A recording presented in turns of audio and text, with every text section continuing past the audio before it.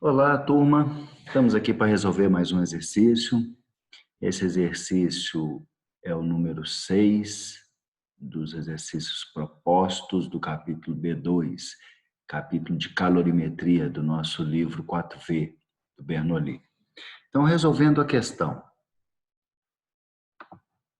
Maria e João estavam acampados numa praia de São Luís, onde a temperatura ambiente era de 35 graus Celsius. Nesse momento, verificaram que 2 litros de água estavam na temperatura ambiente. Resolveram então baixar a temperatura da água, colocando num recipiente de isopor juntamente com 200 gramas de gelo a menos 4 graus Celsius. Após a fusão de todo o gelo e estabelecido o equilíbrio térmico da mistura, a temperatura da água é aproximadamente... Uau! Olha, essa é uma típica questão de equilíbrio térmico em que coloca 2 copos contato, eles vão ter diferente temperatura, isso vai fazer que haja um fluxo de calor do corpo de maior temperatura, no caso, a água, para o gelo, até que eles atinjam o equilíbrio. Esse equilíbrio térmico vai ser atingido quando esses 2 corpos tiverem a mesma temperatura. E essa temperatura, obrigatoriamente, tem que estar entre a menor temperatura e a maior temperatura. Então, tem que estar entre menos 4 e 35 graus Celsius. Então, poderia dar abaixo de zero, em cima de zero ou acima de 0 graus Celsius. A questão até facilita para a gente, que ela fala que após a fusão de todo o gelo, é estabelecido o equilíbrio térmico. Então, a gente sabe que o equilíbrio térmico vai dar após a fusão do gelo, vai ser acima de 0 graus Celsius. Tanto é que todas as alternativas que a gente tem na questão, elas estão acima de 0 graus Celsius. Tá? Isso é só uma dicasinha para na hora que a gente for desenvolver o exercício, você vai ver que vai ser super importante para a gente. Então, vamos, antes de resolver o exercício, tentar expor isso aqui que a gente interpretou em figura, porque é uma forma mais fácil da gente visualizar. Eu sempre gosto de pegar uma questão e transformar ela numa imagem, e a partir da imagem eu desenvolver o meu raciocínio, é mais visual. Então, interpretando a questão. Aqui está nossa interpretação. Deixa eu apagar essas linhas para melhorar a nossa visibilidade, ok? Beleza. Então, o que está acontecendo aqui? Eu tenho 2 litros de água, 200 gramas de gelo, não está anotado aqui, mas está lá no enunciado, e a temperatura da água é 35, do gelo é menos 4 graus Celsius, de tal forma que o calor vai fluir da água para o gelo, ok? Ao fluir para o gelo, a temperatura da água tende a diminuir, do gelo tende a aumentar, até o momento que eles atingem o equilíbrio térmico. Atingindo o equilíbrio térmico, eles atingem a mesma temperatura. E a questão pergunta exatamente isso. Qual é essa temperatura de equilíbrio térmico? Tá?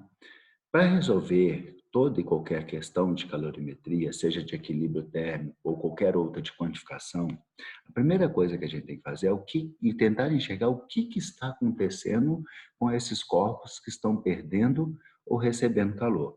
Então, vamos pensar no que está acontecendo com a água, a nossa aguinha aqui. Esses 2 litros de água que estava a 35 graus Celsius. Se a gente parar para pensar, ele vai resfriar até atingir uma temperatura que está acima de zero. Então, ele, entre 35 e a temperatura final, eu posso concluir que houve somente uma variação da temperatura. A água continuou no seu estado líquido.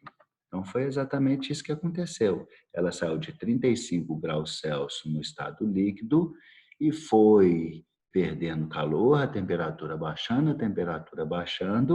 até chegar à temperatura final. Nessa situação, para ela baixar a temperatura, ela teve que perder uma certa quantidade de calor, que eu chamei de calor da água, a quantidade de calor que a água perdeu. Tudo bem? Se a gente for pensar no gelo, o comportamento do gelo ele já foi bem mais complexo do que da água. Por quê? Se pararmos para pensar aqui, o gelo, primeiro, ele estava a menos 4 graus Celsius, no estado sólido. Ao receber calor, como ele está abaixo da temperatura de fusão, a sua temperatura vai aumentando, recebendo calor vai aumentando, até o momento que ele chega na temperatura de fusão. Então, a primeira remessa de calor que ele recebeu foi para variar a temperatura do gelo no estado sólido.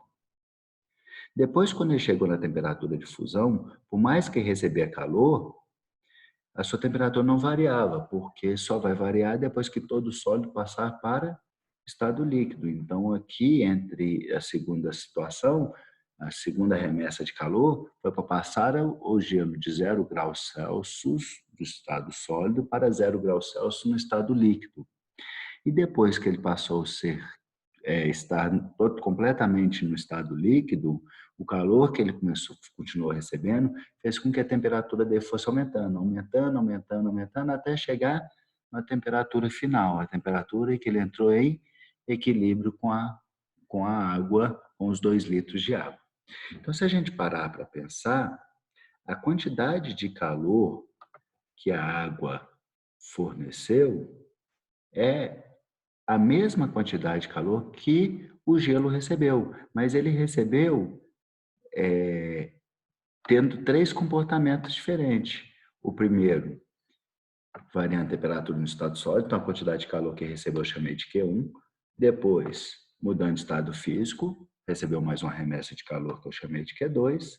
E, por fim, recebeu uma terceira remessa de calor que fez com que ele variasse a temperatura no estado líquido. Então, se a gente parar para pensar, em módulo, Q1 mais Q2 mais Q3 é igual à quantidade de calor da água. Em outras palavras, a quantidade de calor fornecido pela água em módulo é igual à quantidade de calor recebido por gelo. Por que eu estou falando em módulo? Porque calor recebido é calor positivo e calor fornecido é calor negativo. Então, continuando o nosso raciocínio, eu posso afirmar que menos calor fornecido, que menos com menos é mais, vai ser igual ao quê? O calor recebido. Só que o calor recebido eu vou ter que calcular com 3 etapas distintas. Então, a partir daí, desenvolvermos o nosso raciocínio de como que a gente vai calcular essa quantidade de calor. Para isso, eu tenho que saber o que está acontecendo com a substância. Como assim? Primeiro, a água, aqui, vou até colocar uma corzinha vermelha. O que está acontecendo com ela? Ela só está variando a temperatura.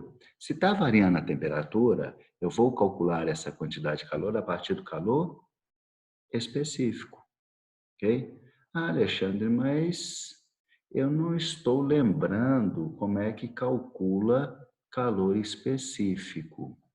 Tudo bem, daqui a pouco eu te dou uma dica. Se a gente parar para pensar aqui no calor recebido, como é que eu vou achar o Q1? A quantidade de calor fruto da variação de temperatura no estado sólido. Fruto da variação de temperatura. Então, vai ser ou parte de calor específico ou capacidade térmica. E Q2? É a quantidade de calor que foi responsável pela mudança do estado físico do gelo. Então, eu vou calcular a partir do calor latente. E Q3 é a quantidade de calor responsável pela variação de temperatura do gelo agora, né? No momento já virou água, variando sua temperatura no estado líquido. Tá bom? Então, eu vou precisar aqui de saber sobre calor específico e calor latente para resolver essa questão. Se você não lembra de como calcular calor específico e calor latente, nessa questão, as unidades de medida iriam te ajudar e muito. Se a gente voltar lá no enunciado da questão, voltando aqui, olha lá, calor latente, 80 calorias por grama. Então, pode falar calor latente é a quantidade de calor dividido pela massa. Calor específico, a quantidade de 0,5 calorias por grau Celsius. Então, o que é o calor específico? Quantidade de calor dividido pela massa vezes a variação da temperatura. Então, voltando. onde estávamos, para resolver, eu precisava desse conhecimento de calor específico e calor latente. No entanto, o nosso desenvolvimento de questões de critério parte da incógnita de calor, que é o nosso ponto de comparação. Calor fornecido é igual calor recebido. Então, eu tenho que isolar a quantidade de calor e não calor específico. Eu tenho que isolar aqui a quantidade de calor e não calor latente. Depois disso, é meramente fazer uma substituição. Então, por exemplo, até apagando essas linhas aqui, ó, aqueles que envolveram variação de temperatura, eu vou utilizar calor específico. Quais que tiveram variação de temperatura? Calor da água, Q1 e Q3. Aquele que houve mudança de fase, eu vou calcular a partir de calor latente. Então, desenvolvendo um raciocínio, eu vou ter a seguinte conclusão, eu vou ter o seguinte resultado. Menos calor da água, né, a partir de calor específico, então 1 é o calor específico da água, lá segue a pontinha da luz, 1 é o calor específico da água, vezes 2.000. Por que 2.000? Porque ele falou que a água tinha 2 litros, mas a quantidade, o calor específico lá estava em caloria por grama grau Celsius. Eu sei que 2 litros de água equivale a 2 quilogramas, e que 2 quilogramas são 2.000 gramas, 2.000 gramas. Vezes a variação de temperatura da água. Qual que foi a variação? Ela foi de 35 para TF. Variação é sempre final menos inicial. Isso é igual Q1. Como que eu vou calcular Q1? A partir do calor específico de quem? Do gelo. Então, 0,5 é o calor específico do gelo, 200 é a massa do gelo, 4 é a variação de temperatura, porque ele foi de menos 4 para 0, variação 0, menos 4, variação foi 4, ok? Mais Q2, o que é Q2? Calor latente vezes a massa. Calor latente 80, de fusão, e 200 a massa do gelo. Mais o que? Q3. Q3 eu vou calcular a partir do calor específico. Mas aqui o calor específico de quem? Da água, porque o gelo já derreteu.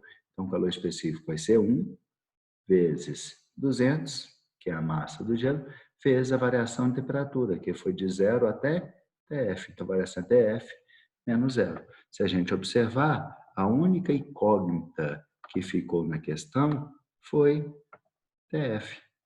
O resto da questão toda é puramente desenvolvimento matemático. Aqui, por exemplo, eu posso colocar 200 em evidência. Colocando esses 200 em evidência, eu posso simplificar com 2.000, vai dar 10. E aí, no desenvolvimento da questão,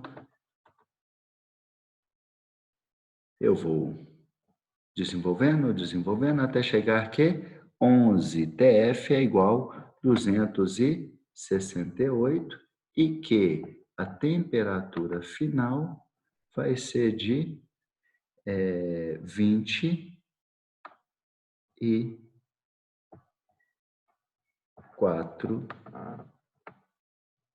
graus. Ok, gente? Beleza.